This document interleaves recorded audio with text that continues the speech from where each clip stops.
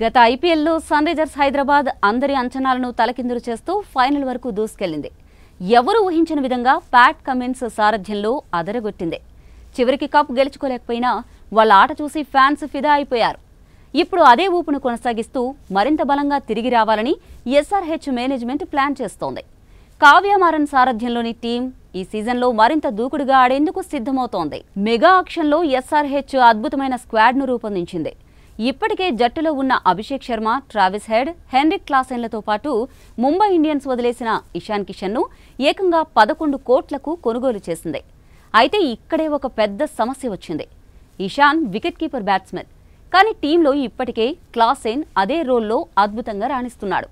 ఒకవేళ ఇషాన్ను ప్లేయింగ్ 11లోకి తీసుకుంటే జట్టు కేవలం 5 బౌలర్స్తో బరిలోకి దిగాల్సి వస్తుంది. ఇది టీం బ్యాలెన్స్ను పూర్తిగా డిస్టర్బ్ చేసే అవకాశం ఉంది. ఉప్పల్ స్టేడియం లాంటి బ్యాటింగ్ ఫ్రెండ్లీ పిచ్చుల్లో ఇషాన్ జట్టులో ఉన్నా లేకపోయినా పెద్దగా సమస్య కాదు. కానీ అవే మ్యాచ్లు మాత్రం ఎస్ఆర్హెచ్ ప్లే ఆఫ్ అవకాశాల్ని నిర్ణయిస్తాయి. బయటి గ్రౌండ్లలో పిచ్ కండిషన్స్ను బట్టి టీం బౌలింగ్ స్ట్రాంగ్గా ఉండాలి. ఇలాంటి సమయంలో ఇషాన్ కిషన్ లాంటి ఒక పరిమితి గల బ్యాట్స్మెన్కు స్థానం ఇవ్వడం రిస్క్ అనే భావన ఫ్యాన్స్లో ఉంది. ఎస్ఆర్హెచ్ అతడిపై 11 కోట్లు పెట్టినందున అతనికి తప్పకుండా అవకాశం ఇవ్వాలని చూస్తుంది. అయితే టీం బ్యాలెన్స్ను దృష్టిలో పెట్టుకుని అతని ఇంపాక్ట్ ప్లేయర్గా ఉపయోగించే అవకాశం కనిపిస్తోంది. అభిషేక్ శర్మ లేదా ట్రావిస్ హెడ్ అవుట్ అయితే ఇషాన్ వచ్చి మెరుపు ఇన్నింగ్స్ ఆడితే జట్టు 200+ స్కోర్ చేయడం తేలికవుతుంది.